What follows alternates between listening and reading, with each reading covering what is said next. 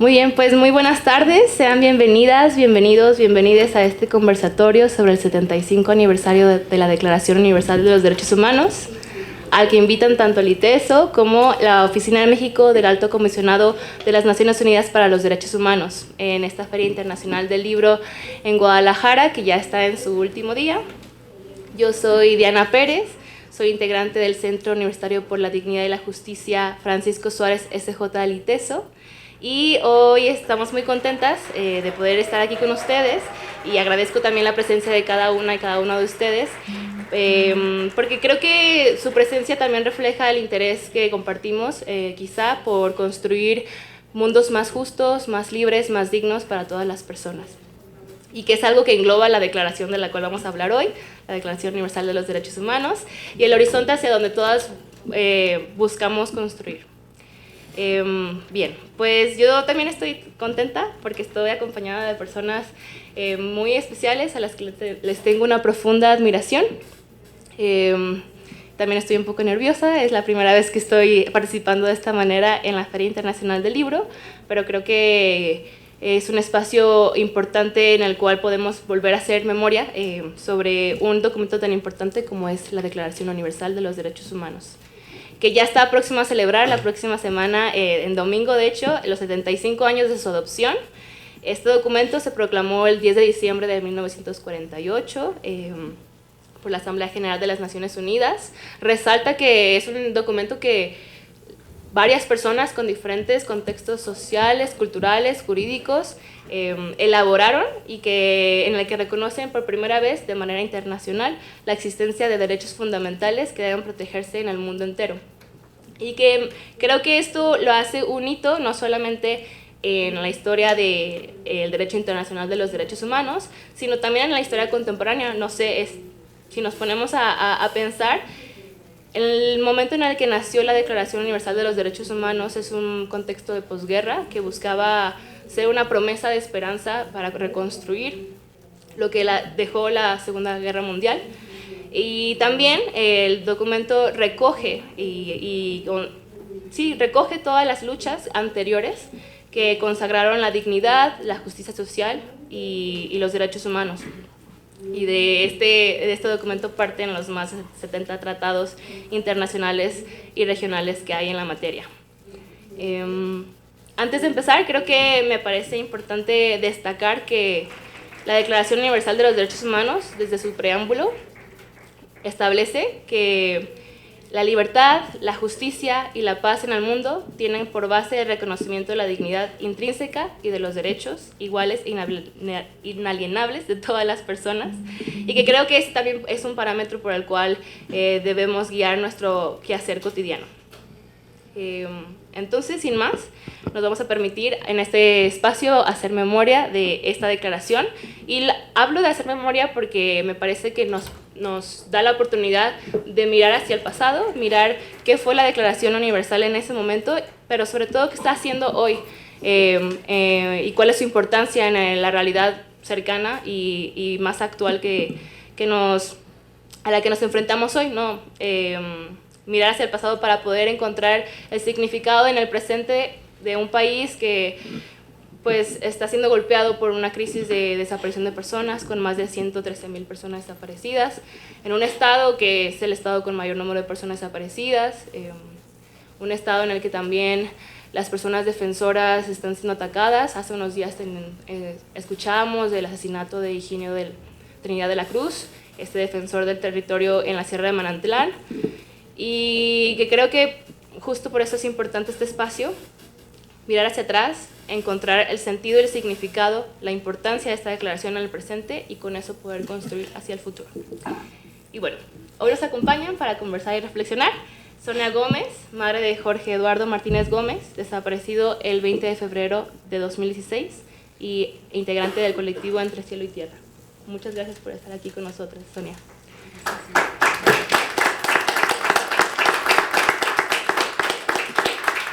También nos acompaña Alejandra Guillén, periodista y actual profesora que colabora desde el Centro Universitario de Incidencia Social en el ITESO. Gracias.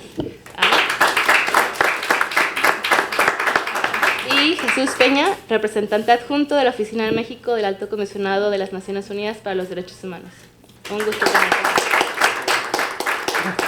Bueno, la dinámica es 2 espacios de intervención y al final poder cerrar con un espacio de preguntas, comentarios, intervenciones también de ustedes, el público. Y pues vamos a abrir con una pregunta que creo que es sustancial porque más allá de lo que se ha escrito en estos tratados, en la declaración misma, creo que la esencia de la declaración está en que podamos vivir los derechos, ¿no? Y que podamos justo convivirlos y desde nuestros diferentes espacios de acción, desde nuestras diferentes trincheras y quehaceres, poder buscar su defensa y promoción. Entonces, por eso abro esta primera sesión preguntándoles cómo viven la declaración o los derechos humanos en su quehacer cotidiano. Si podemos empezar con usted, señora Sonia, que creo que actualmente en México las madres buscadoras son uno de los ejemplos más grandes de vivir los derechos humanos en este país.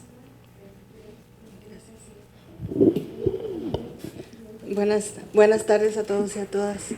Mi nombre es Sonia Grisela Gómez Zúñiga, madre de Jorge Eduardo Martínez Gómez, estudiante de la carrera de Negocios Internacionales en la Universidad de Guadalajara. Él tenía 23 años cuando desapareció. ¿Cómo vivimos los derechos internacionales?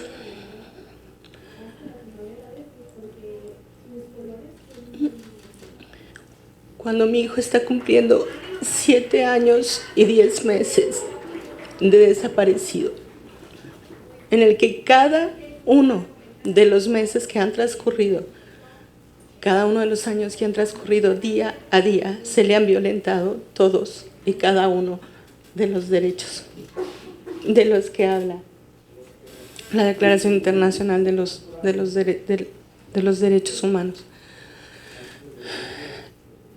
Yo le denomino dentro de mí que yo vivo las 3 Is: la indiferencia, la indolencia y la impunidad.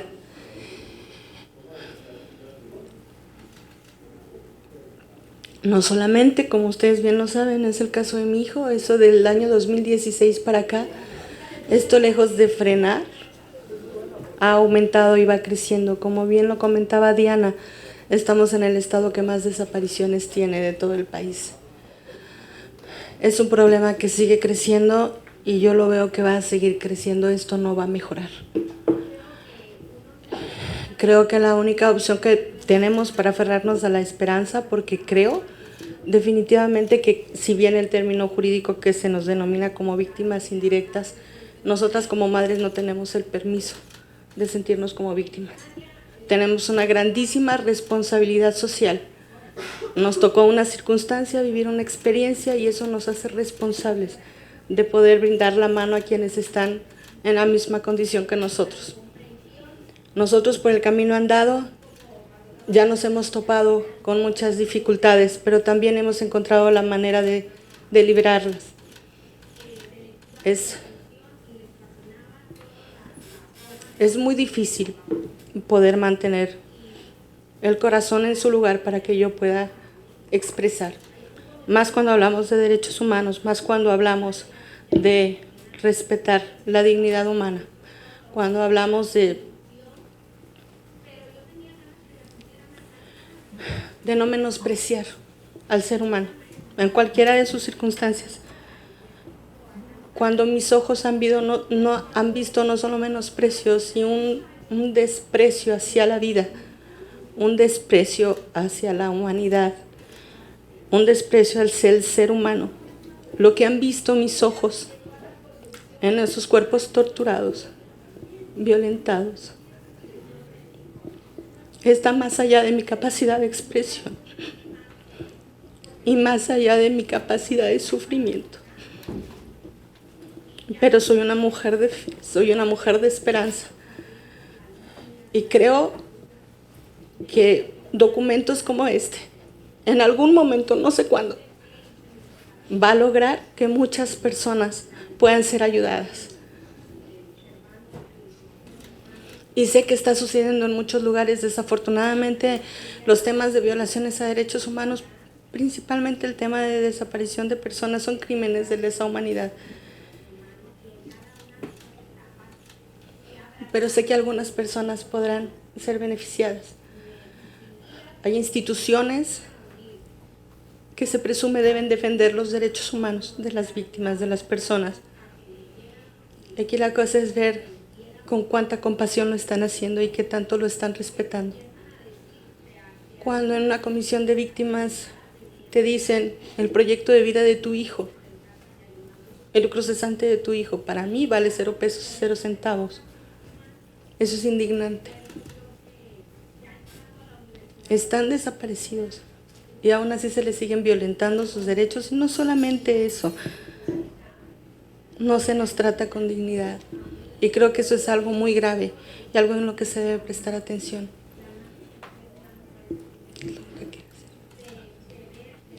Gracias, señora Sonia. Gracias.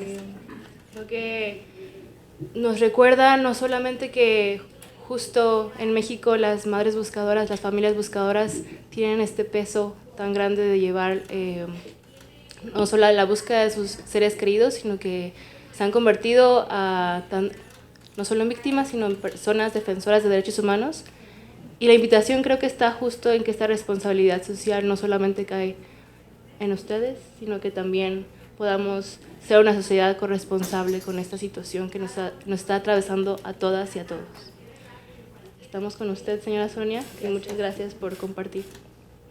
Pasamos contigo, Ale Guillén, para que nos cuentes como desde tu perfil de periodista, de tu historia también de acompañar varias luchas, ¿cómo es que tú vives la Declaración de los Derechos Humanos hoy? Sí, pues, bueno, un saludo primero a quienes asistieron a este diálogo, ¿no? Obviamente también pues un abrazo siempre enorme a Sonia, a quien es ella con tantas madres y también padres, hermanos, hermanas y otras familias, nuestra guía precisamente para como sociedad no olvidar, ¿no? ¿Qué es la dignidad del ser humano, de las personas? Y justo de eso quiero hablar, de lo que ustedes nos representan, porque por supuesto que cuando esta pregunta que nos haces, Diana, tan personalizada, pues en Jalisco tendremos que hablar de manera permanente de las desapariciones, ¿no? Porque yo quisiera primero recordar, porque en las últimas semanas he estado revisando justo algunos testimonios que quedaron de las mamás que participaban en el comité pro defensa por los presos políticos, los exiliados y los desaparecidos, que no sé si sepa la mayoría, pero bueno, sé que algunas personas aquí saben muy bien. En 1974, 74 se creó un primer colectivo de familiares encabezados por don Luciano Rentería, que eran pues precisamente los defensores, ¿no? de derechos humanos en ese momento, ante la respuesta, digamos, de la violencia de Estado que se estaba viviendo, y a través de ellas, porque desafortunadamente pues ya murieron, pero quedó por ahí una tesis, no hay mucho testimonio al respecto, y también, bueno, don Luciano Rentería ya falleció, pero bueno, revisando entre diálogos anteriores, sobre todo con don Luciano Rentería, yo tuve la oportunidad de platicar con él poco antes de que falleciera, y me acuerdo mucho que decía que contó una anécdota de presos políticos que estaban en oblatos, y decía que les mandaban mensajes a las mamás y a ellos y a todos de tres algo, ¿no? Que si entraba una tela les hacían 3 nudos, y entonces dijeron, aquí está pasando algo, y entonces les cayó el 20 de que habían sacado a 3 de las celdas, y digamos era una desaparición en ese momento porque no sabían qué les estaban haciendo, ¿no? Se los llevaban como a lugares de tortura. En Jalisco todavía no era como tan digamos, todavía no se pasaba la etapa de desaparición como tal fuerte, que aquí fue el año 76, 77, y entonces él decía que iba con Felipe Cobian, nuestro pues guía también en el periodismo, que fue quien guió Proceso Jalisco aquí muchos años, pero en ese entonces trabajaba en la radio, y don Luciano y las mamás iban a la radio y ahí denunciaban que se habían llevado a sus hijos, ¿no? Y ahí, digamos, esta alianza entre pocos periodistas, porque en general la prensa estaba dominada pues por los gobiernos en turno, pero muchos periodistas también comprometidos, decía don Luciano, ellos eran los derechos humanos de entonces, ¿no? Porque no había quien, digamos, hiciera efectiva esa garantía de derechos, y ellos eran quienes denunciaban, y por ejemplo en ese caso sí pues contaba, después de la presión pública lograron que regresaran a los días a estos presos, ¿no? Y también pues evidentemente lo que fue el Comité Eureka Jalisco posteriormente, porque obviamente, digo, naturalmente lo que ocurrió es que se vincularon con los comités de todo el país y con doña Rosario Ibarra de Piedra, pues todos sabemos que ellas fueron las que, ellas con todos los colectivos del continente, ¿no? que estaban en la búsqueda de los desaparecidos desde las trincheras, pues fueron las que nos hicieron pues que se garantizara, ¿no? Se reflexionara sobre el delito de desaparición y también sobre las formas de hacer política de las madres de entonces. Y yo recuerdo hace tal vez 15 años, ¿no? Tal vez a principios de los 2000, que veíamos esto como del pasado, ¿no? Pensábamos como si fueran como etapas que vamos superando, como una mirada lineal, y cuando vemos toda la violencia que ha ocurrido aquí en Jalisco, pues precisamente creo que la reflexión es esta que nos está compartiendo Sonia, ¿no? Que pues los derechos es el horizonte, pero que todo el tiempo se tiene que estar exigiendo, es decir, los derechos son una lucha permanente para que se garanticen, y que pues ahora desafortunadamente por la crisis que vivimos, yo jamás imaginé que viviéramos una situación como la que hemos vivido, sobre todo en la última década en Jalisco, pues las madres son las que nos están recordando qué es la dignidad humana, mientras la mayor parte de la sociedad se voltea, y me parece que ahí está el desafío, ¿no? En escucharlas, en acompañarlas y en saber que su lucha es también nuestra, ¿no? Y es nuestra no solo porque si no nos duelen otros desaparecidos, otras familias, digamos, el dolor que atraviesan tantas familias, pues tenemos al menos que imaginar hacia dónde va esto, ¿no? Es decir, ¿cómo vamos a garantizar que no se lleven a los hijos que han crecido en nuestros vientres, ¿no? De las mujeres? Esto me parece que es como fundamental y nos lleva a las preguntas más importantes, y yo creo que así es como la vivimos, ¿no? Que, o sea, con ese horizonte de que tenemos que estar en lucha permanente para la exigencia, ¿no? Y que a veces desafortunadamente ni eso es suficiente, pero que tenemos que vincularnos desde todos los espacios, ¿no? O sea, pienso en los años 70 estaba el Frente Nacional contra la Represión, algunos periodistas, también estaban solas, también había como mucho abandono, pero me parece que el Frente Nacional contra la Represión y otras redes de compañerismo fueron importantes, ¿no? Para la exigencia del derecho en ese momento, ¿no? De buscar a los desaparecidos de entonces. Gracias Ale. Creo que planteas algo muy importante sobre la declaración, que es no olvidar la dignidad del ser humano, y que justo es en esa lucha permanente de las personas en donde se vive y se refleja día con día, que la Declaración Universal de los Derechos Humanos es un documento vivo. Y entonces, en ese mismo sentido, también invito a Jesús Peña a que nos comparta cómo es que él vive los derechos humanos desde un organismo internacional como son las Naciones Unidas y la Oficina del Alto aquí en México.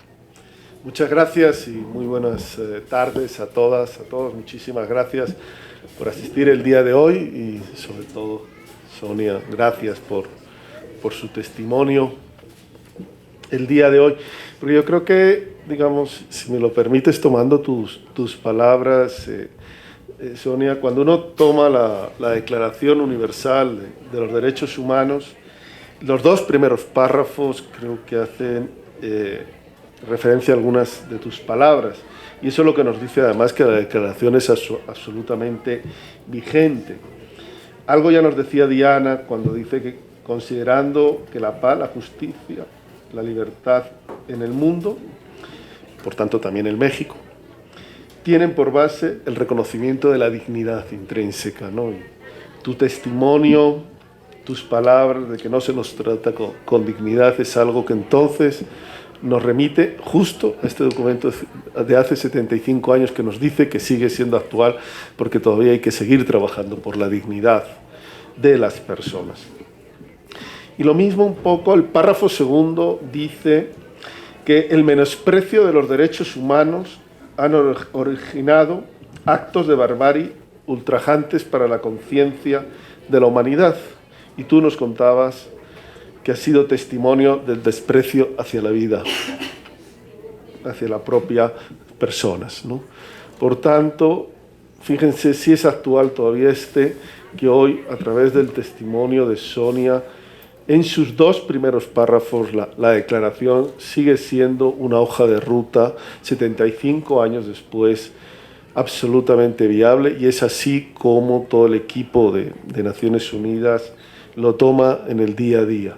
Es nuestra hoja de ruta, que además tiene otra particularidad. Por supuesto que la declaración es los derechos para todas las personas, pero además es yo quiero rescatar este lenguaje absolutamente incluyente, es decir, todos nos vemos, todas y todos nos podemos ver incluidos en la Declaración Universal. No solo es que se proclame que es para todas, sino que nos podemos perfectamente sentir incluidas más allá de nuestra raza, más allá de nuestras creencias, más allá de nuestra exposición económica. Aquí es lo que tenemos, es hoja de ruta, manifiesto, documento tan emancipador, libertario del siglo pasado, pero que sigue vigente en este siglo XXI y que es nuestro elemento conector y que puede y que inspira diariamente, digamos, el trabajo.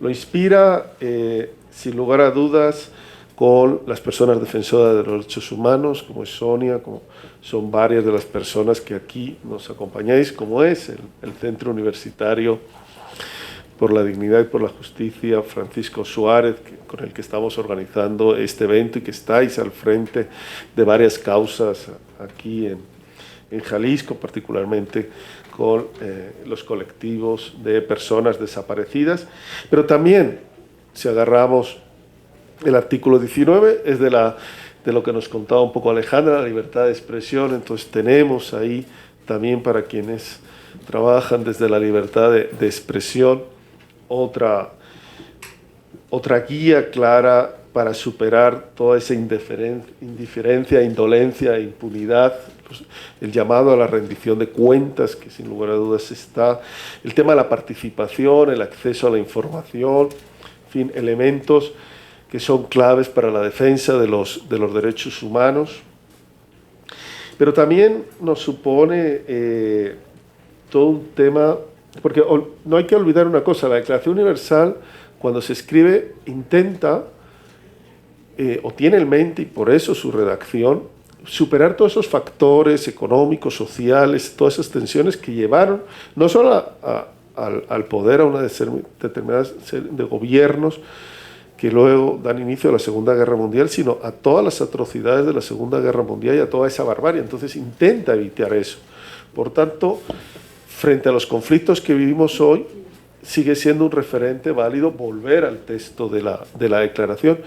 Y quizás muchas veces pensamos a lo mejor en el derecho a la vida, la integridad, la libertad, pero también nunca olvidemos que la declaración también es clave, por ejemplo, para un desarrollo inclusivo. Digamos, un desarrollo económico que ponga a las personas en el centro.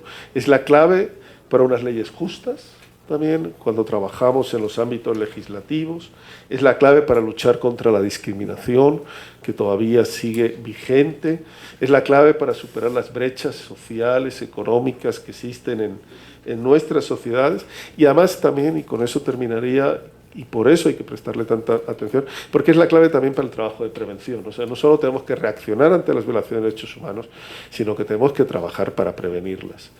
Y cuando no se hace un trabajo de prevención, los problemas no se resuelven por sí solos.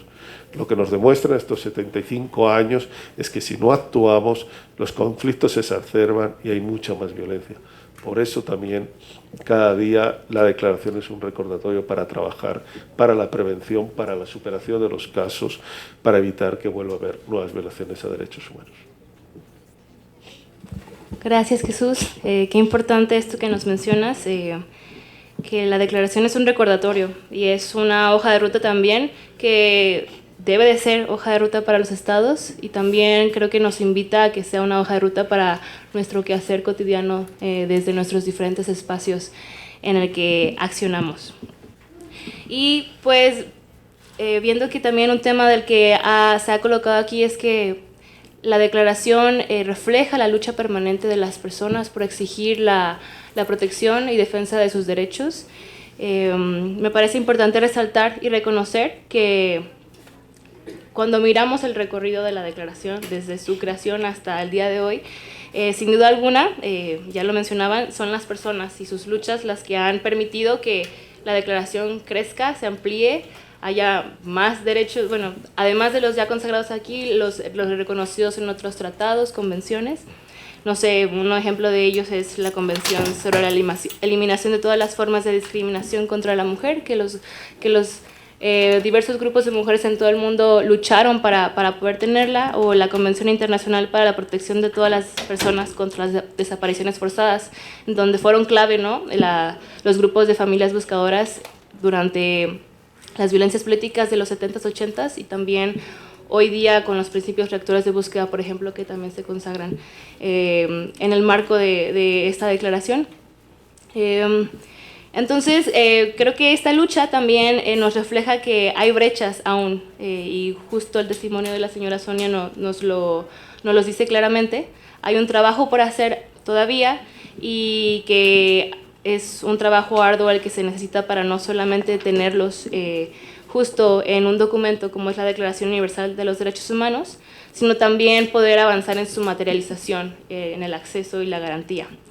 Y por ello es que hago esta segunda pregunta para las intervenciones, pensando también que sean breves, dado que este espacio necesita que termine a la 1:20, pero sin dejar de ser muy importantes.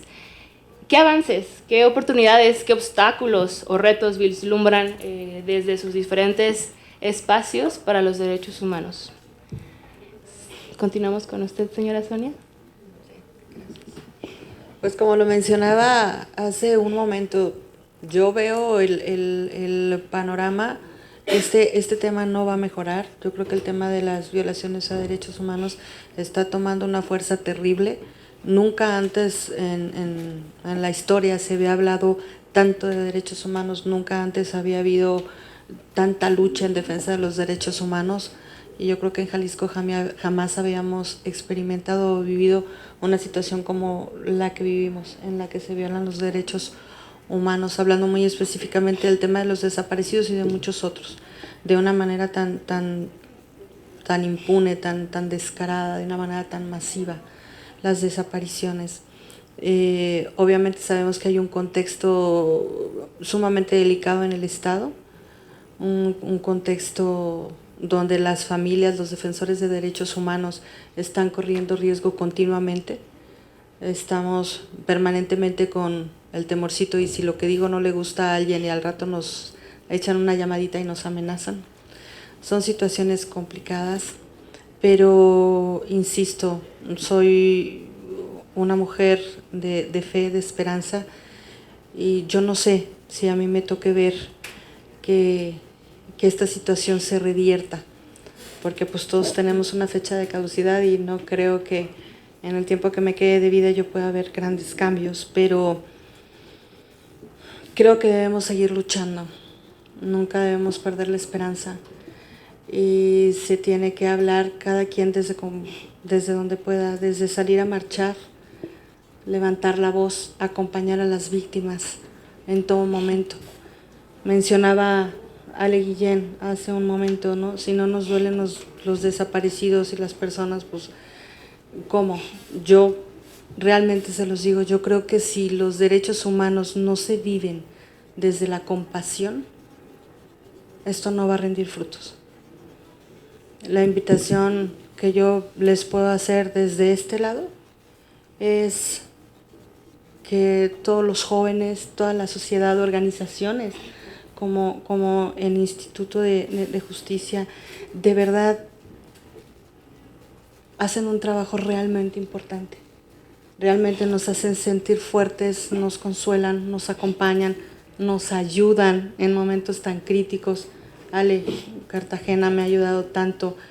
El año pasado estuve todo el tiempo en tratamiento de quimioterapias, fue un diagnóstico de cáncer. Y recibí mucho apoyo en cosas que a mí me robaban la paz. Yo le decía a Ale, no quiero entrar a ese quirófano sin saber que entraron los papeles para la declaración especial de ausencia de mi hijo. Quiero que se le reconozca su personalidad jurídica.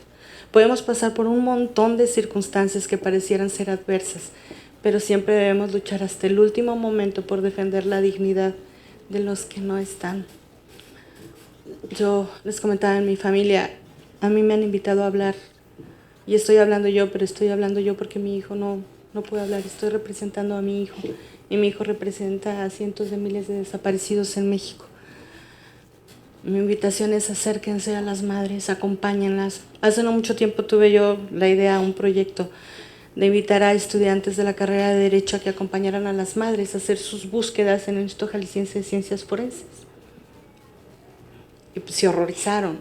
O sea, no, ¿qué vamos a hacer nosotros? No nos interesa el tema de desaparecidos. O sea, ¿quién quiere ver cadáveres? ¿Quién quiere ver eso, no? Sabemos que es un tema sumamente fuerte. Incluso existe marginación por ser familiar de una persona desaparecida. Pero es necesario que se involucren. Es necesario que los jóvenes y las organizaciones defensoras de derechos humanos acompañen a las madres y tengan conciencia de lo que verdaderamente pasan día a día, mientras están en la lucha de buscar a sus seres queridos, ya sea en vida o en muerte. Entonces yo creo que hay que prepararse muchísimo, no cejar en el empeño, luchar, luchar y luchar. Agarrarnos de este librito, de esta guía y decir, tenemos que lograrlo. Mientras yo viva, tengo que luchar por la dignidad de esta víctima que me tocó conocer y que quiero acompañar, y lo voy a hacer de uno por uno, sintiendo verdadera compasión, verdadero sentimiento de sentir dolor por ti que estás llorando por tu hijo. Quiero acompañarte en tu lucha. Y creo que eso puede darle un giro total al resultado que podamos tener con este tipo de declaraciones. Gracias, señora Sonia.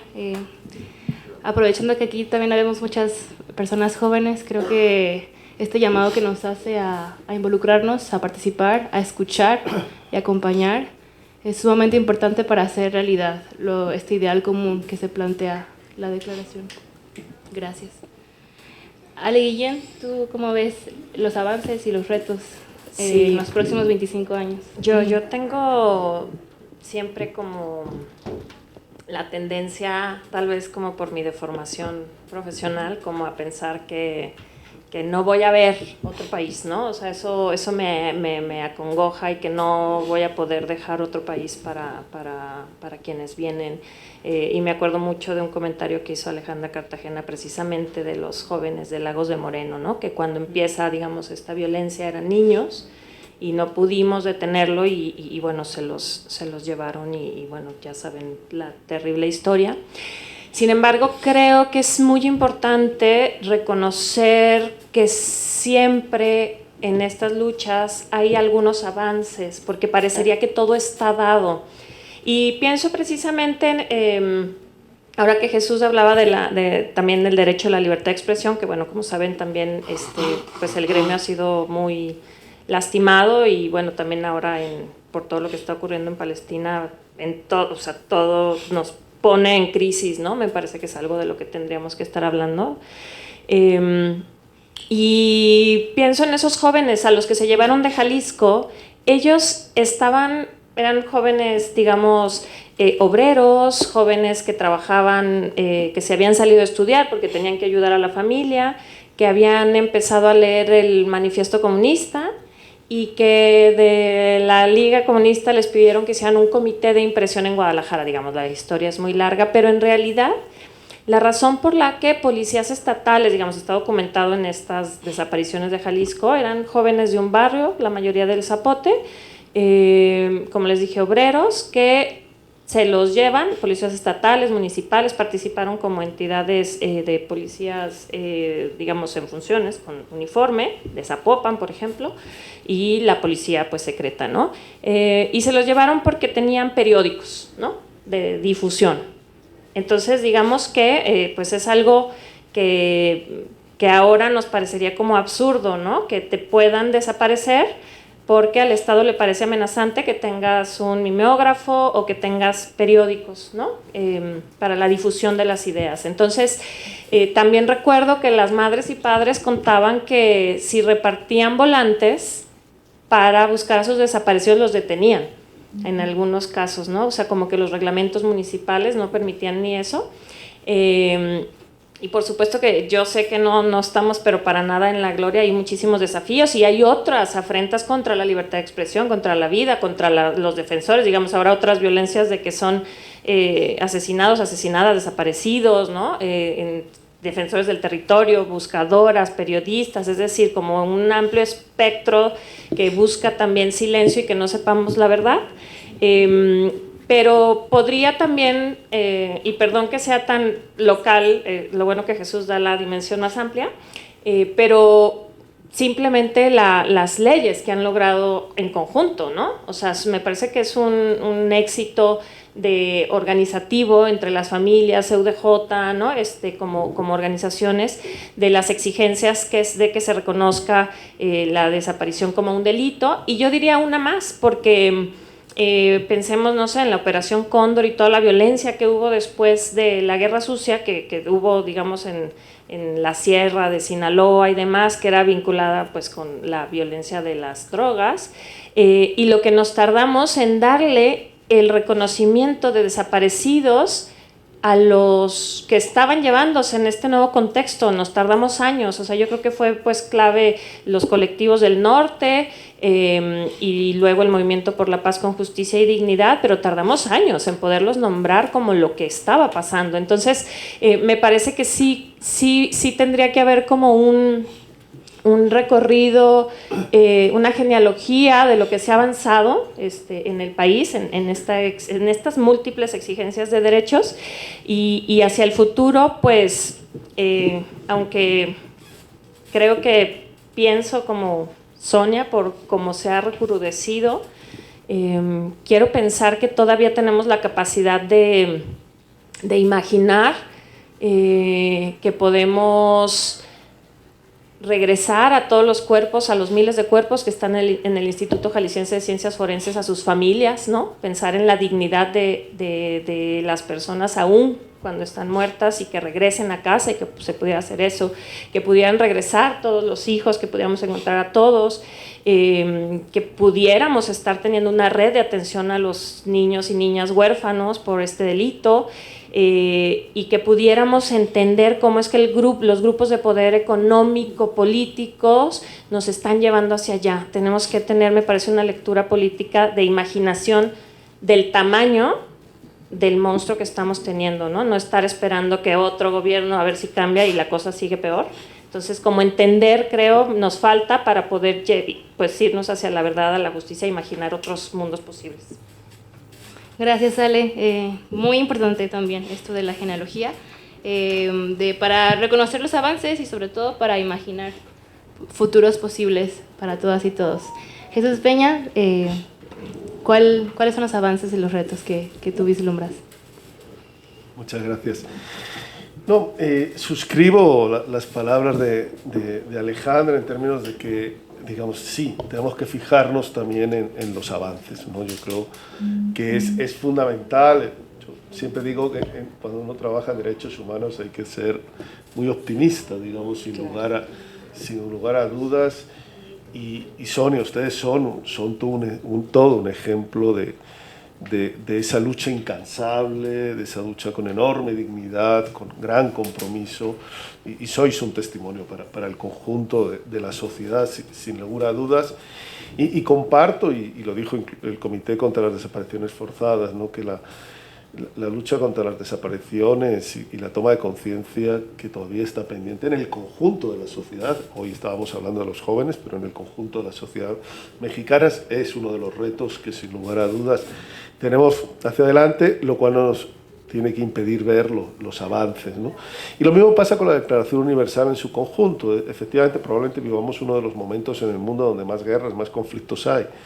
Y eso no quiere decir que el documento no sea válido, al revés, quizás es el momento donde es más urgente volverlo a leer, volverlo a revisar, volverlo a colocar en el centro de esa acción, por ejemplo, del derecho a la personalidad jurídica, que también está en la declaración. La declaración también habla de cooperación, solidaridad, añadiría empatía, digamos, con las causas de los derechos humanos.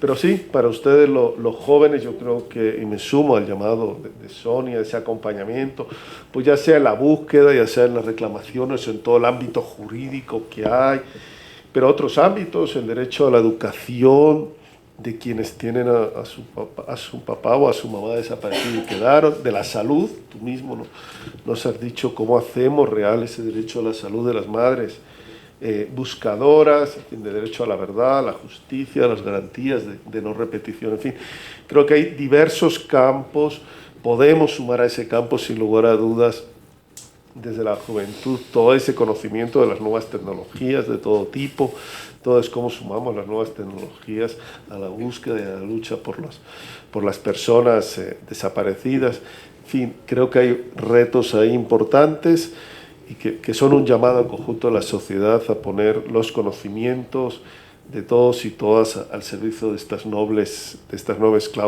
causas, ¿no?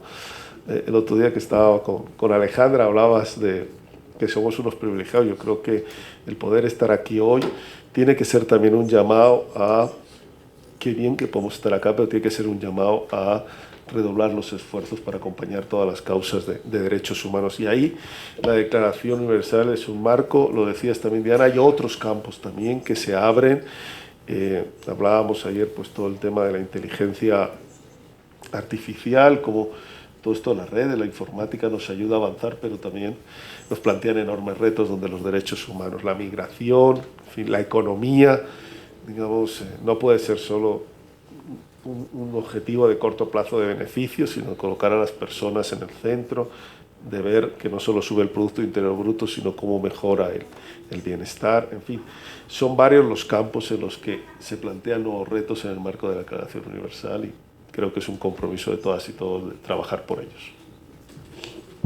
Gracias, Jesús. Sin duda alguna, sí, es compromiso de todas y todas.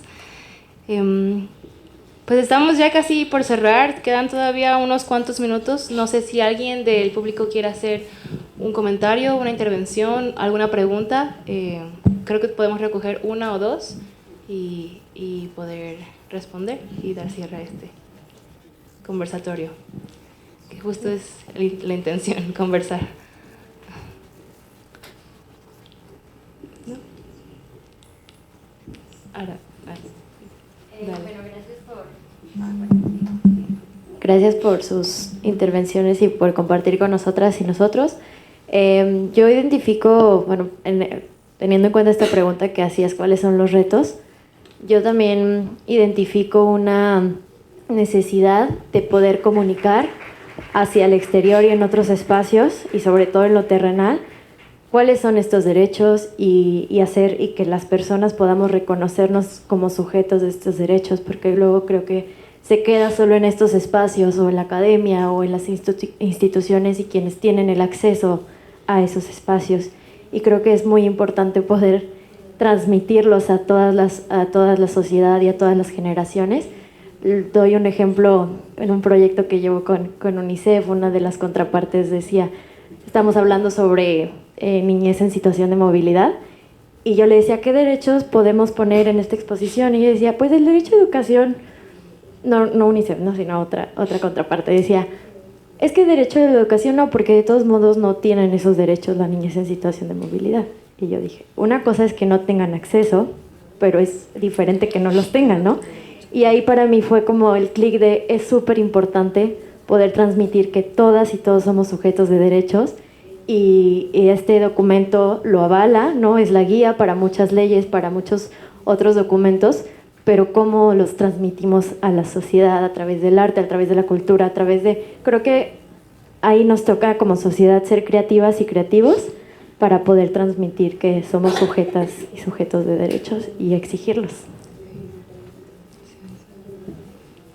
Gracias, Aranza, creo que sí es súper importante y creo que también... un minuto. Sí, ¿alguien quisiera...? Pues quizás, totalmente de acuerdo, ese es el reto que tenemos. Ahora, yo tendría una lectura positiva y un reto. La lectura positiva, hoy hay mayor conciencia de los derechos humanos que hace 20 años.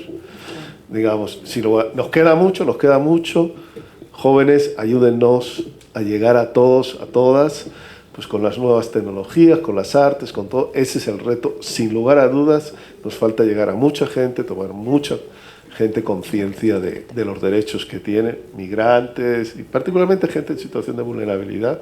Es el gran reto, pero bueno, aquí estamos todas y todos para, desde nuestra cancha cada uno, desde nuestros conocimientos, desde nuestra familia, nuestro trabajo, justo expandir el conocimiento de derechos humanos y el saber que somos titulares de derechos y que tenemos todo el derecho a exigirlos. Gracias. A mí me gustaría nada más agregar algo. Si esta declaración tiene un objetivo y si ese objetivo todavía no se ha alcanzado, tenemos que seguir luchando. Siempre tenemos que seguir luchando. Mi anhelo y mi esperanza de regresar a mi hijo y encontrarlo sigue en pie, sigue firme y seguirá así hasta el último día de mi vida. No quiero desaprovechar la oportunidad también para mencionar lo importantísimo que es algo que mencionabas, queridísima Ale, el cuidado de los niños que han quedado huérfanos y desamparados. Si esos niños no son atendidos ahorita, serán los desaparecidos de mañana. Entonces sí hay muchos retos, pero también tengamos mucha compasión, mucha energía, mucha esperanza y podemos ir logrando cosas. A veces es tan grande el desafío que no se ven las cosas buenas que se logran, pero sigamos luchando porque todos y cada uno de los seres humanos, así como lo dice, sean tratados con dignidad, sepan cuáles son sus derechos y los sepan defender. Bueno, yo muy rápido. Yo diría que algo que veo y me preocupa es que ojalá que el horror no se convierta en contenido de redes y que seamos solo consumidores de eso y pasemos a otra cosa y así vivimos, lo digo para el contexto local e internacional, es decir, que volvamos a tocar con nuestro corazón. Y por último, que aunque yo sé que es terrible voltear al horror ahora por lo que, pues, digamos, jalando lo que decía Sonia, la invitación, es difícil solo ver el horror, pero cuando estás con las mamás, con los pueblos y con la gente organizada, es lo único que te permite sostener y no sentirte frustrado ante lo que estamos viviendo y pues eso que son nuestro fueguito y cuidarlas. Gracias. Pues muchas gracias por su presencia, gracias también por lo compartido aquí y nos quedamos con esta invitación de volver a mirar la declaración desde los ojos del presente para poder sostenernos todas y todos. Hay ejemplares afuera, si no también pueden pasar. Aquí afuera hay ejemplares de la declaración y también pueden pasar al stand de la ONU, que tienen también muchos más materiales que se pueden llevar. Gracias.